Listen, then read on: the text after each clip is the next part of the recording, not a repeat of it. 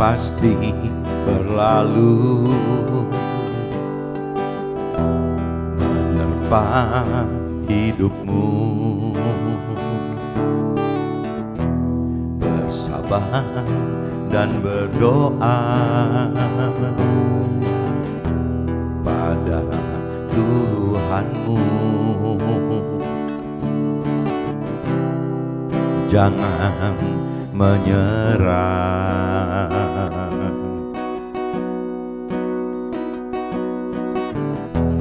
Apa yang kau lakukan pasti ada karmanya. Jangan berdusta, bertobatlah engkau, wahai manusia. Bersyukurlah engkau atas nikmatnya. Oh, oh, oh. Yeah, yeah, yeah.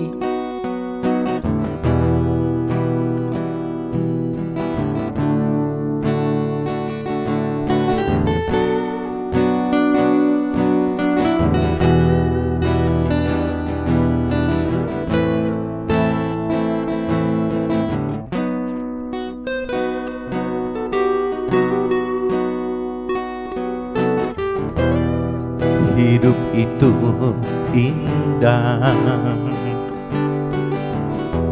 berliku penuh duri,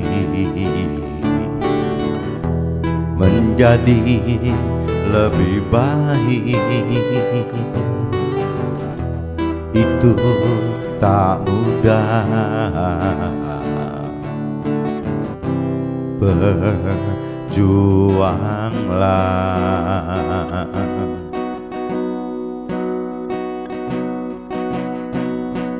bertobatlah engkau, wahai manusia.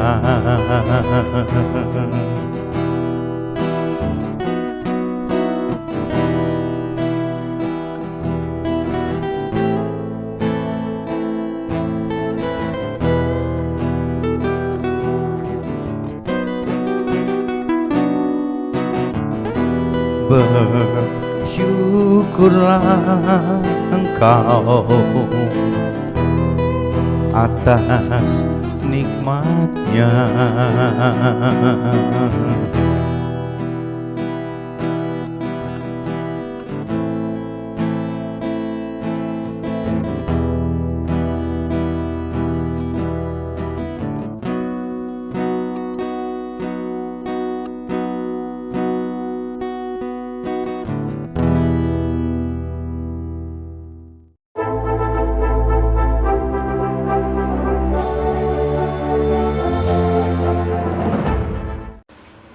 Jumpa kembali di MCT Journey Inspiration of Life. Pagi ini saya mencoba sharingkan teman-teman dengan tema percaya firman Tuhan berarti tidak lagi hidup untuk kita, tapi hidup untuk Tuhan itu.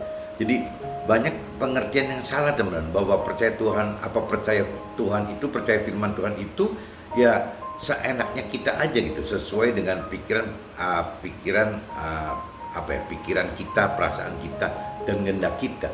Sebenarnya apabila kita mendalami bahwa percaya firman Tuhan itu ya berarti tidak lagi hidup untuk kita, tapi hidup untuk Tuhan itu. Nah, ini saya coba sebelum sharing ke apa yang terjadi dalam hidup saya coba crosskan gitu teman-teman dengan kitab Lukas teman-teman. Kitab Lukas ayatnya pasal 5 ayat 1 sampai 11 teman-teman. Coba saya bacakan dulu di pasal 5 teman-teman, ayatnya 1 sampai 11. Judulnya teman-teman, penjala ikan menjadi penjala manusia gitu.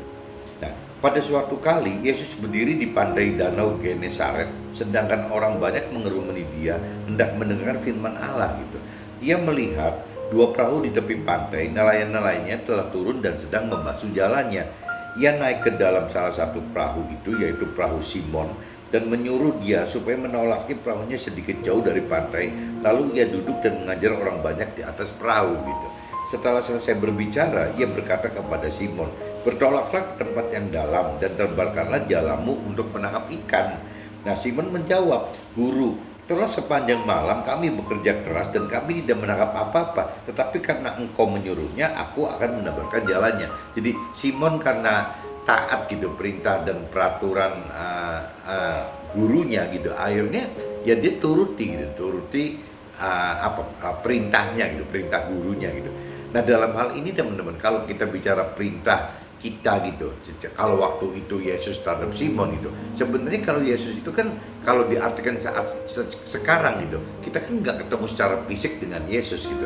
Nah, Yesus itu kalau diartikan adalah firman yang hidup. Nah, sedangkan Yesus sudah tidak ada, sudah wafat, sudah di dalam surga gitu.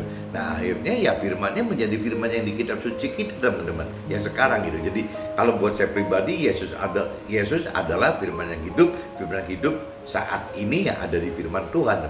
Jadi firman Tuhan. Jadi kalau saya malah kalau bicara universal, saya kadang-kadang konversikan istilah Yesus, firman yang hidup dan firman Tuhan itu tidak cuma tercakup hanya urusan Nasrani, teman-teman. Jadi silakan aja teman-teman yang beragama lain gitu, yang mau punya kitab suci, ya firman Tuhannya ya pegang firman Tuhan masing-masing aja gitu.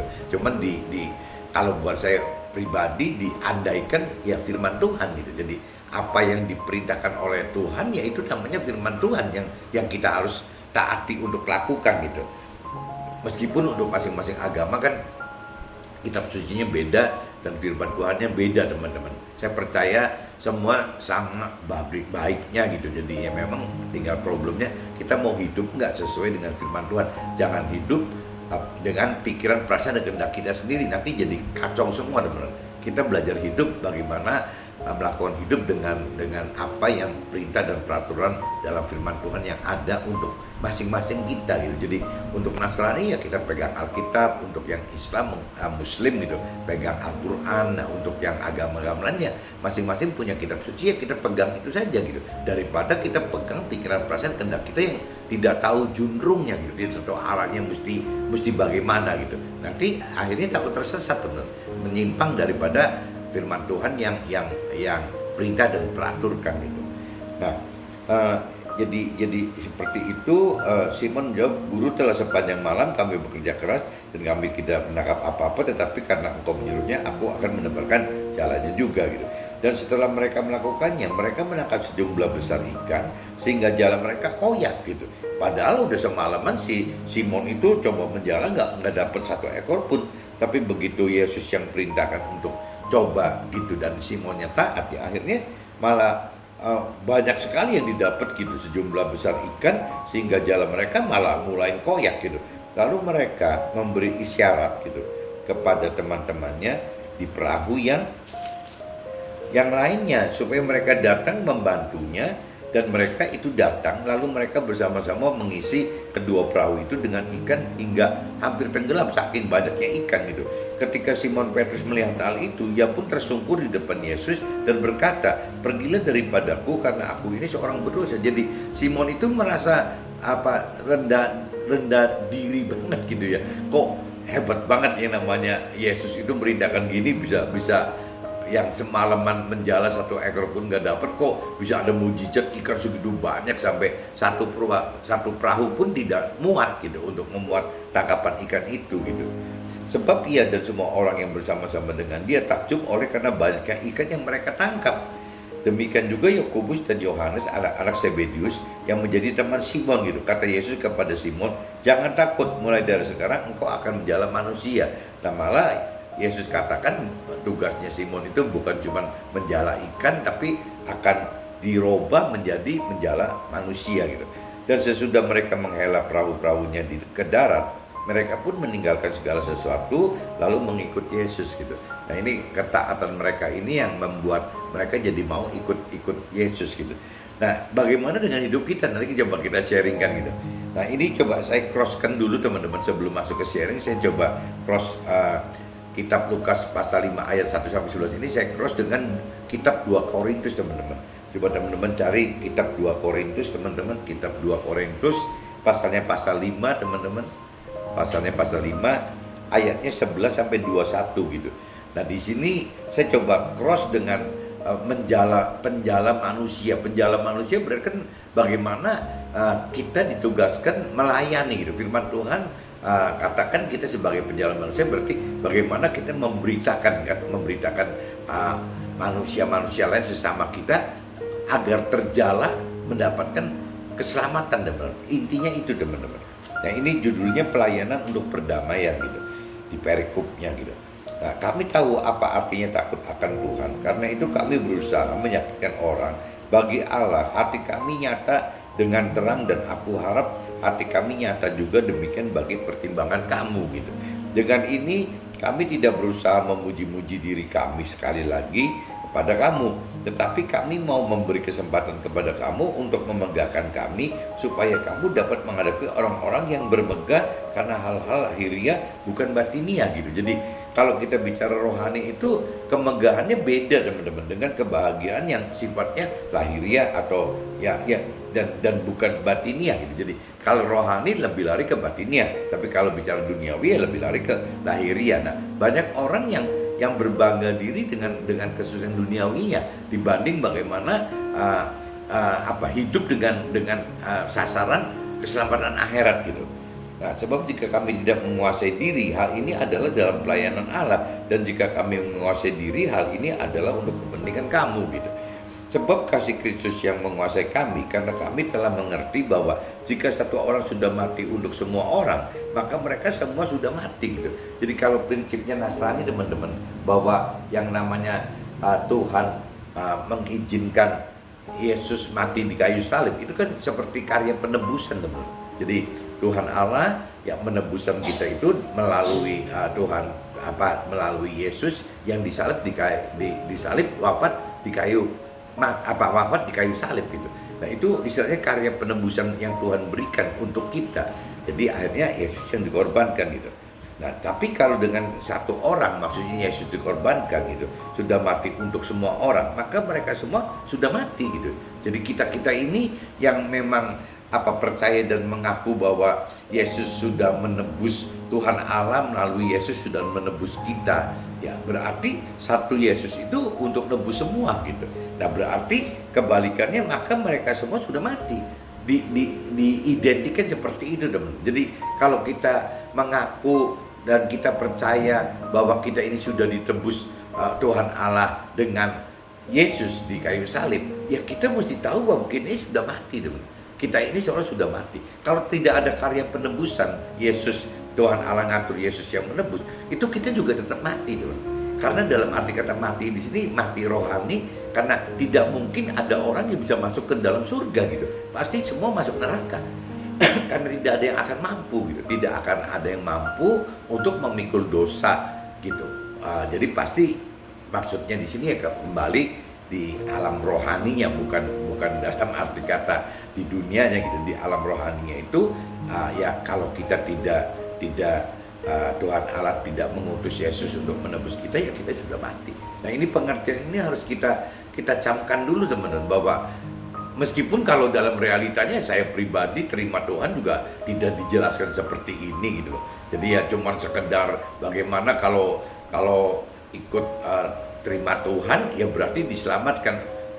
Kalau dalam arti kata setelah kita mendalami pengenalan firman, ternyata bukan begitu kok. Ya kalau bicara formality kita terima Tuhan itu ya dia tidak bisa itu sebagai bukti keselamatan kita gitu. Yang menyelamatkan kita itu bukan terima Tuhan ya. Yang menyelamatkan kita adalah melakukan firman Tuhannya gitu. Nah, untuk melakukan firman Tuhan kita harus mempunyai kedalaman pengenalan pengertian akan firman Tuhan dulu gitu. Nah, waktu kita untuk mengenal ya pasti itu masih areanya di jiwa kita, pikiran perasaan kehendak kita untuk mau mengenal masih bisa. Tapi begitu mau mampu mengerti, ini rasanya udah nggak bisa jiwa kita, teman. Ini tetap harus menghidupkan roh Tuhan yang ada dalam kita untuk mengerti gitu. Ya, bahwa apa yang diperintah peraturan Tuhan bagi kita ini apa gitu. Nah, itu harus mampu mengerti dengan bantuan roh Tuhan. Begitupun dalam hal melakukan, teman. Melakukan firman Tuhan itu kalau tanpa ada roh Tuhan di dalam kita tidak mampu, teman. Kita tidak akan mampu melakukan apa yang Tuhan perintahkan dalam firman-Nya gitu. Jadi ya, kita bukan cuma cukup mau menerima, asal nerima, ya kita mau menerima, kita mau percaya, tidak cukup itu, tapi kita harus mau benar-benar mengenal Tuhan lebih dalam dan mampu mengerti firman Tuhan dan mampu melakukan firman Tuhan. Nah, ini mau gak mau kita harus benar-benar punya kedalaman pengenalan pengertian firman Tuhan ditambah dengan menghidupkan roh Tuhan di dalam hidup kita, sehingga kita bisa mampu mengerti dan mampu melakukan firman Tuhan. Dan sekali lagi, bahwa kalau kita percaya Tuhan, kita percaya firman Tuhan telah ditebus gitu, kita telah ditebus, ya tadi dikatakan gitu. Jadi tidak cuma cukup bahwa cuma seperti itu aja, ya seolah-olah kita sudah mati gitu. Mati dalam arti kalau tidak ditebus, ya kita sudah mati, tidak bisa untuk masuk mendapatkan keselamatan akhirat itu gitu. Nah, ini pengertiannya itu, teman-teman. Jadi tidak ringan, tidak mudah gitu untuk kita cuma sekedar ngaku percaya, ya kita percaya ada karya penebusan Tuhan Allah melalui Yesus gitu, terus akhirnya kita udah selamat. Tidak cukup itu, kita kuncinya harus mengerti firman Tuhan, dan kita harus melakukan firman Tuhan, harus melakukan firman Tuhan, bukan hanya mengenal dan mengerti. Apalagi kalau orang yang punya keyakinan cuma sekedar percaya gitu, percaya Tuhan, ya percaya dan mengenal Tuhan gitu, merasa mengenal Tuhan, tapi sama sekali tidak ngerti loh, tidak mengerti akan firman Tuhan itu apa gitu, apa yang terjadi, apa karya penebusan Tuhan Allah melalui Tuhan Yesus bagi kita, itu tidak ngerti sama sekali gitu. Ya bagaimana gitu, kan jadi salah kaprah akhirnya, teman-teman. Dan Kristus telah mati untuk semua orang, supaya mereka yang hidup tidak lagi hidup untuk dirinya sendiri, tetapi untuk Dia yang telah mati dan telah dibangkitkan untuk mereka. Nah, ini kompensasinya kan itu, teman. Karena Tuhan Allah mengutus Tuhan Yesus untuk nebus kita, ya berarti kita juga sudah mati. Dan konsekuensinya ya kita harus bisa hidup sesuai pengennya Tuhan gitu, ya sesuai firman Tuhan. Itu kuncinya itu, teman-teman. Jadi jangan sampai kita selalu sudah sekedar merasa ditebus, sudah selamat, udah nggak ngapa-ngapain. Salah besar, teman-teman. Kita itu kalau sudah percaya dan merasa sudah ditebus, justru kita menjadi manusia baru yang harus melakukan apa yang perintah firman inginkan, perintah peraturan firman Tuhan inginkan gitu. Kita harus masuk ke dalam rancangan dan kehendak firman Tuhan tersebut gitu. Sebab itu kami tidak lagi menilai seorang juga pun menurut ukuran manusia, dan jika kami pernah menilai Kristus menurut ukuran manusia, sekarang kami tidak lagi menilainya demikian gitu. Jadi konversi firman Tuhan itu ya bukan sekedar untuk dikenal atau mengerti saja, tapi harus dilakukan kembali lagi, teman-teman. Jadi siapa yang ada di dalam Kristus, ia adalah ciptaan baru, yang lama sudah berlalu, sesungguhnya yang baru sudah datang gitu. Nah, ini yang butuh transformasi nih, teman-teman. Bagaimana kita dari manusia lama kita menjadi manusia yang baru gitu. Sebab Allah mendamaikan dunia dengan dirinya oleh Kristus dengan tidak memperhitungkan pelanggaran mereka. Ia telah mempercayakan berita perdamaian itu kepada kami gitu. Nah, jadi kami ini adalah utusan-utusan Kristus, seakan-akan Allah menajari kamu untuk perantaraan kami. Dan dalam nama Kristus kami meminta kepadamu, berilah dirimu didamaikan dengan Allah gitu. Nah, Dia yang tidak mengenal dosa telah dibuatnya menjadi dosa karena kita, supaya dalam Dia kita dibenarkan oleh Allah. Jadi kembali lagi ya kita harus tahu bahwa Tuhan Allah itu ya mengutus Yesus untuk menjadi korban kita gitu, untuk dikorbankan supaya kita bisa tertebus. Nah, tertebus dari apa? Dari kematian kita gitu. Kematian secara rohani, ya kematian tidak bisa mendapatkan keselamatan akhir. Kalau tanpa ada Yesus dikorbankan, ya tidak mungkin kita bisa selamat sampai ke mendapatkan keselamatan akhirat yang Tuhan Allah inginkan gitu. Jadi ya kita harus tahu bahwa apabila memang kita percaya dan mengaku bahwa memang Yesus telah menebus kita, ya konsekuensi tadi ya bahwa kita selalu jadi sudah mati gitu. Yang hidup itu adalah Yesus. Nah Yesus itu kembali lagi, ya Yesus adalah firman yang hidup, Yesus itu adalah firman Tuhan. Nah berarti bagaimana caranya kita secara daging harus mati, dan secara firman Tuhan, ya secara firman Tuhan malah harus hidup gitu. Ya berarti bagaimana caranya kita memiliki kedalaman pengenalan akan firman Tuhan, kita mempunyai kemampuan untuk mengerti firman Tuhan, dan kita punya kemampuan untuk melakukan firman Tuhan gitu. Jadi kita kalau bicara manusia yang baru, hidup yang baru, ya bertransformasi seperti itu gitu. Nah untuk mengalami ini banyak nih yang mesti kita hadapi dalam hidup gitu, sampai kita bisa sampai mendapat pengenalan pengertian semacam ini gitu. Nah ini saya coba masuk teman-teman setelah saya bacakan kitab Lukas pasal 5 ayat 1-11, dan saya bacakan 2 Korintus, teman-teman 2 Korintus pasal 5 ayatnya 11-21. Coba saya masuk ke dalam sharing yang di saya gitu, yang terjadi di kehidupan saya gitu. Sejak terima Tuhan tahun 2007, jadi saya sebelum 2007 itu tidak bertuhan teman. Jadi saya mempelajari sampai terima Tuhan itu dari 2000 sampai 2007. Jadi untuk menerima Tuhan aja butuh waktu 7 tahun teman-teman. Saya untuk bisa hati saya nerima gitu. Sampai dengan 2012, bahkan berlanjut ke 2021 sampai sekarang gitu. Jadi dari 2007 ke 2012 kan 5 tahun tuh teman. 2012 sampai sekarang tambah lagi. Berarti sudah berjalan tambahin 9 tahun lagi gitu. Jadi 14-15 tahun lagi gitu. Ya, belum ada satu usaha baru yang berhasil lebih dari usaha lama. Jadi kalau waktu di-sharingkan waktu itu gitu, ya ada satu mentor rohani saya yang katakan gitu, bahwa Tuhan pengen saya ada usaha baru gitu.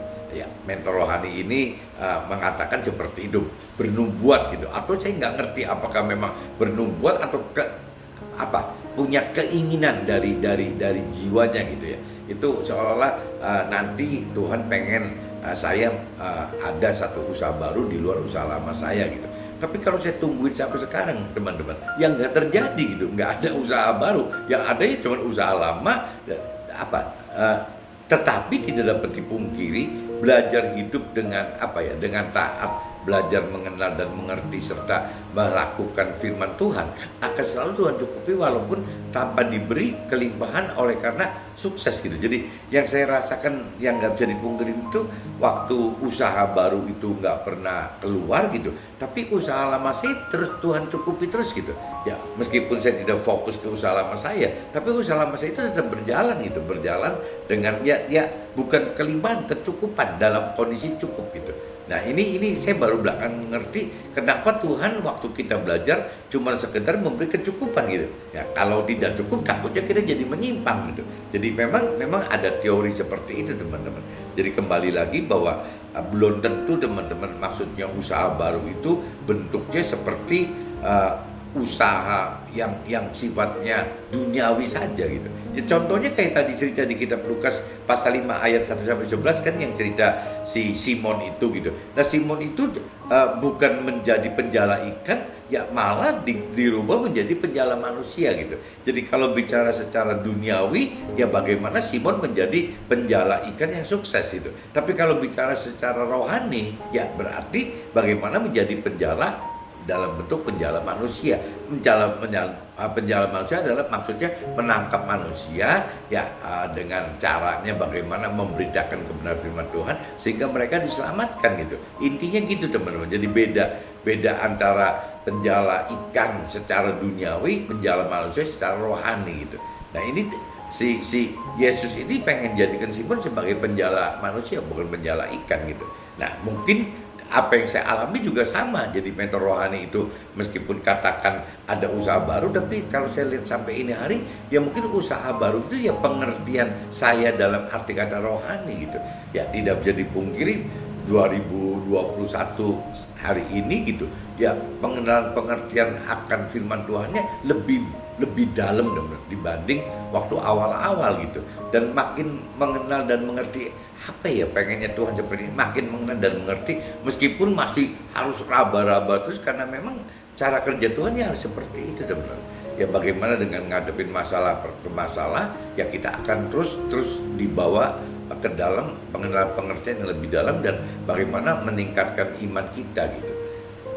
Tidak diberi kelimpahan saat belajar mengalami firman Tuhan adalah satu cara yang agar kita tidak berhenti belajar oleh karena merasa kepuasan gitu, kepuasan yang sudah terjadi karena limpah, karena sudah mendapat kesusahan dunia, di mana target Tuhan bagi kita adalah keselamatan akhirat yang kekal di dalam di dalam surga nanti gitu. Jadi parameter Tuhan kembali lagi teman-teman bukan ukurannya kelimpahan dunia, karena kalau kita hidup taat belajar melakukan firman Tuhan dengan hasil kelimpahan duniawi gitu, yang dikhawatirkan itu malah kita jadi berhenti teman, kita tidak berlanjut lagi, malah berhenti, stop gitu, jadi tergiur dengan pola-pola duniawi. Nah ini yang Tuhan tidak mau gitu. Makanya dalam proses belajar biasanya Tuhan selalu akan sekedar memberi kecukupan bagi kita ya, untuk bisa terus kita belajar. Bahkan permasalahan pun dibiarkan terjadi, bahkan mungkin bisa didatangkan. Permasalahan itu bisa Tuhan datangkan untuk mengasah kita gitu. Jadi memang pola-pola kerja Tuhan seperti itu. Kalau pola kerja Tuhan tidak seperti ini, tidak waktu dalam belajar mengerti firman Tuhan diberi kelimpahan, yang dibuatnya ya itu berhenti itu. Tapi kalau terus bisa diberi kecukupan, akhirnya kita nggak bisa menyimpang gitu ya. Kita terus berjuang terus ya. Saat awal bisa kita katakan kita berjuang terus ya karena pengen kelimpahan, nggak bisa dipungkiri teman-teman. Karena pengertian waktu itu belum dalam gitu. Jadi ya kita masih uber seperti pola-pola orang dunia, bagaimana kita mau taat melakukan firman Tuhan dengan harapan mendapatkan kelimpahan. Tapi begitu kita mendalami pengertian firman Tuhan gitu, ya nanti lambat laun pengertian akan firman itu berubah, pengertian akan Tuhan itu berubah, teman. Bahwa Tuhan itu sebenarnya bukan nggak penting kan, bukan Tuhan tidak mampu dengan mudah memberikan kelimpahan atau kesulitan duniawi. Buat Tuhan mudah sekali loh memberikan itu gitu. Tetapi kembali lagi yang Tuhan target itu bukan itu teman-teman. Tapi Tuhan pengen bagaimana kita bukan mendapatkan kesulitan duniawi, tapi bagaimana kita mendapatkan keselamatan akhirat gitu. Nah di mana nanti setelah kita dapatkan keselamatan akhirat, adapun kalau Tuhan nilai bahwa kita pantas ditambahkan kesulitan duniawi, yaitu buat Tuhan ya mudah-mudah sekali gitu untuk bisa ditambahkan gitu. Tapi jelas untuk mendapatkan ke dalam pengertian firman Tuhan itu memang Tuhan tidak bisa Tuhan bisa membiarkan atau bahkan mendatangkan masalah untuk mengasah kita teman-teman. Tuhan biarkan bahkan datangkan, nah ini kan kalau kita bicara Tuhan biarkan bahkan datangkan banyak permasalahan hidup agar lewat permasalahan kita diproses untuk dapat hidup dan dengan mau dan mampu melakukan firman Tuhan gitu. Dimana kita diberi pengertian arti penebusan Yesus adalah bentuk dari penebusan kematian kita, sehingga kita yang hidup tidak lagi hidup untuk diri kita, tetapi untuk Yesus yang telah mati dan telah dibangkitkan untuk kita gitu. Nah ini kan Tuhan Allah kan waktu Yesus wafat mati di kayu salib, sama Tuhan Allah 3 hari kan dibangkitkan lagi. Nah ini maksudnya gitu teman. Jadi kita sekarang kalau percaya bahwa memang Tuhan Allah telah menebus kita melalui Yesus ini, ya kembali lagi ya kita berarti sudah harus merasa bahwa kita ini mati teman. Jadi ya karena kalau tanpa ada penebusan dari Yesus gitu, ya kita memang mati gitu, tidak bisa hidup. Jadi bagi yang percaya telah ditebus, maka kita adalah ciptaan baru, di mana kita harus hidup dengan berubah dari manusia lama yang duniawi, manusia lama yang dengan pola-pola pikir duniawi gitu, menjadi manusia baru yang rohani dengan mau dan mampu melakukan firman Tuhan gitu. Jadi penebusan Yesus ini, Tuhan Allah menebus kita dengan korbankan Tuhan Yesus ini, korbankan, wafat dan dibangkitkan adalah untuk itu teman-teman. Bagaimana kita diubah gitu, diubah dari manusia duniawi menjadi manusia rohani. Itu Tuhan inginkan. Karena kalau tanpa ada perubahan ini, kita sebagai manusia duniawi ya tidak beda dengan manusia duniawi pada umumnya gitu, yang belum atau tidak mengenal Tuhan, atau tidak beda juga dengan orang yang punya keyakinan bahwa dia percaya Tuhan dan mengenal Tuhan, tapi dengan cara yang kurang benar gitu. Karena tidak ada orang keyakinan ini tidak punya dasar, ya percaya Tuhan tidak punya dasar, mengenal Tuhan pun tidak punya dasar. Kenapa? Karena mereka tidak mengenal mengerti akan firman Tuhan gitu. Nah ini orang keyakinan ini berulang-ulang kali saya ingatkan harus berubah teman-teman. Tidak bisa ya terus berkutat dengan keyakinan diri sendiri yang tidak punya dasar gitu. Nah dikhawatirkan nanti takutnya kalau sampai sudah usia lanjut sampai meninggal nggak keburu gitu, nggak keburu berubah. Ini kan jadi konyol gitu. Nah ini orang yang berkeyakinan mesti hati-hati gitu. Dan kalau saya lihat jumlahnya lebih banyak teman. Orang yang punya keyakinan itu bisa lebih banyak daripada orang yang belum atau tidak mengenal Tuhan gitu. Ya atau jelas akan lebih banyak dibanding orang-orang yang memang mengenal dan mengerti akan Tuhan gitu. Jadi prioritinya itu justru orang-orang yang berkeyakinan ini yang ada kecenderungan bahaya teman-teman. Ya bang, dia tidak akan meskipun secara secara formality gitu. Ya dia secara simbolik sudah terima Tuhan gitu. Tapi pengenalan pengertian akan Tuhannya yang nggak ada gitu. Nah ini yang sangat bahaya.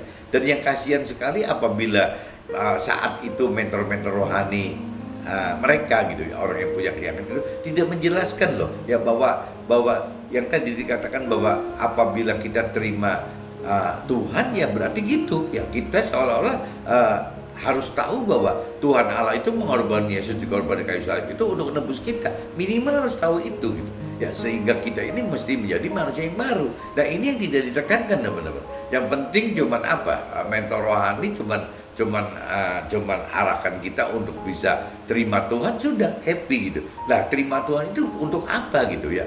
Jangan-jangan terima Tuhan tapi tidak mengerti akan firman Tuhan.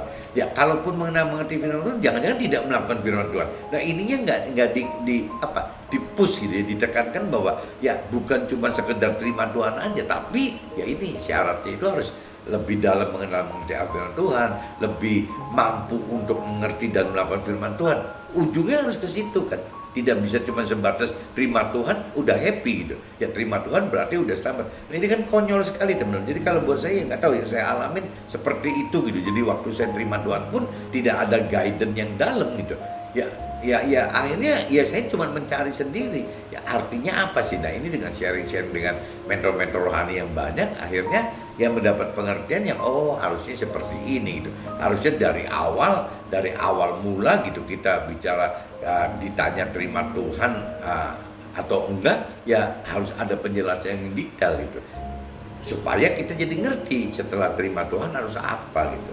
Nah ini kadang-kadang ininya nggak di-push teman-teman. Cuma secara teori-teori, secara ayat-ayat firman saja, tapi nggak mengenal, tidak dimengerti gitu, tidak mengerti. Itu ya pengalaman saya. Mudah-mudahan teman-teman yang lain tidak mengalami seperti saya. Tapi kalau saya pribadi ya seperti itu, tidak mengenal, tidak mengerti sama sekali gitu. Setelah 20 tahun lebih lah saya baru lebih mengenal dan mengerti. Maksudnya seperti ini gitu. Nah, Tuhan jadikan kita sebagai utusan-utusan Tuhan bukan hanya untuk dapatkan kesuksesan duniawi yang sementara ini gitu, tapi keselamatan akhirat. Tuhan pengen kita mendapatkan keselamatan akhirat kekal dengan damai sejahteranya gitu, yang dari Tuhan bagi kita gitu. Jadi Tuhan itu bukan pengen kita hanya sukses duniawi ya, Tuhan itu pengen yang paling penting buat kita adalah mendapatkan keselamatan akhirat dan damai sejahtera, bukan cuma sekedar sukses duniawi yang dengan sukacita yang dari jiwa gitu, yang bukan sukacita yang dari roh Tuhan gitu, yang dari jiwa. Nah itu yang konyol teman-teman. Nah ini yang kalau kita tidak memiliki kedalaman pengertian Tuhan, ya timbulnya begini teman-teman. Jadi hidup itu seolah-olah target utamanya adalah bagaimana sukses duniawi gitu. Setelah duniawi sukses, baru mencari Tuhan. Nah Tuhannya kebalik gitu, yang mestinya mencari Tuhan lebih dulu gitu, dan firman-Nya baru yang lain Tuhan tambahkan. Apa yang ditambahkan? Ya harta duniawi, kesuksesan duniawi gitu. Jadi benar-benar bertolak belakang teman-teman. Tapi yang nggak ngerti kenapa kok banyak orang yang punya keyakinan jadi prinsip-prinsipnya hidupnya seperti orang dunia, orang yang tidak atau belum kenal Tuhan itu. Sama aja, nggak ada bedanya gitu. Itu orang-orang yang rohani yang duniawi gitu. Orang rohani yang duniawi gitu. Nah ini yang kasihan teman, kasihan sekali kalau sampai orang keyakinan itu kejebak dalam posisi itu gitu. Nah itu bisa terjadi di semua kita teman-teman. Ini yang mesti harus hati-hati gitu.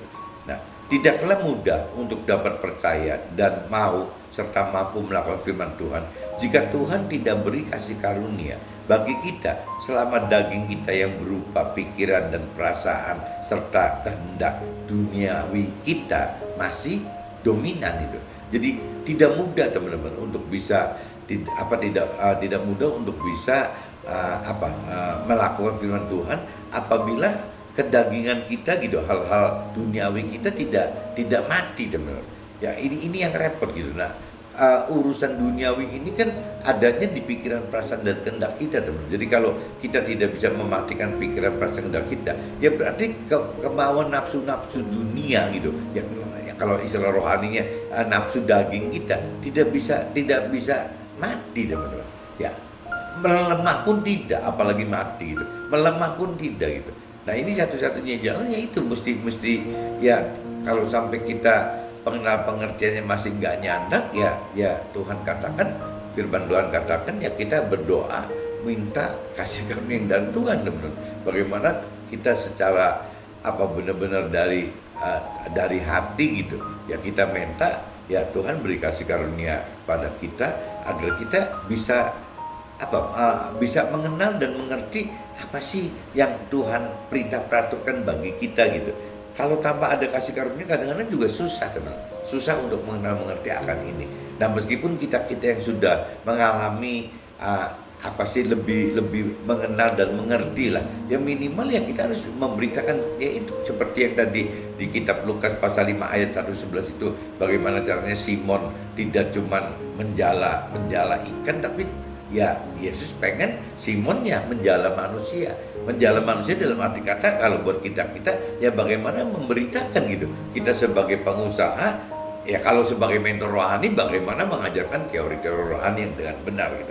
Tapi kalau kita sebagai pengusaha atau orang karir ya kita memberitakan firman Tuhan itu, mengajarkan firman Tuhan itu dengan cara yang memberikan kesaksian hidup kita yang terkait dengan firman Tuhan. Ya seperti itu teman. Tugas kita adalah gitu. Nah, kalau kita bisa seperti itu, ya kita sudah masuk dalam kategori ya sebagai penjala manusia seperti yang firman Tuhan inginkan gitu. Nah, ini coba teman-teman camkan bagaimana caranya kita belajar secepatnya mengerti firman Tuhan dan bagaimana melakukan firman Tuhan sehingga kita tidak hanya menjadi pelaku firman Tuhan, tapi kita juga bisa mengajarkan firman Tuhan gitu, supaya yang lain ya banyak yang diselamatkan. Nah kita jadi menjadi penjala manusia. Oke teman-teman, see you, bye bye.